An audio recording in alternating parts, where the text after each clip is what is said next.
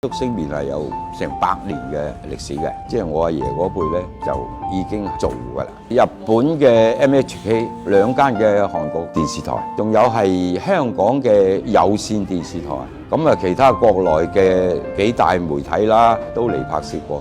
點解叫做竹升麵？竹升麵咧，如果佢用竹去壓佢咧，實整係一個槓桿作用。即係點解一支竹可以擔起支大笨象咧？咁你咁樣坐落去嗰個力，同你人手猜嘅力咧係爭幾十倍。咁佢越猜就越硬，越猜就越硬。經營咁耐咧，我唔會話我生意好，我就將啲原材料降低佢。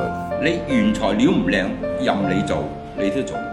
做到今時今日，我就唔會喺咩電視台啊、報社啊嗰度賣過1分錢廣告，我係靠自己一步一步去做出嚟。即係你食完啦，你話喂嗰度真係好食喎，最好食噶噃，我帶你去試下，帶個朋友過嚟食，食咗又 OK 喎，真係喎，就係咁，一傳十，十傳百，我係用呢種方式去鋪開呢個市場。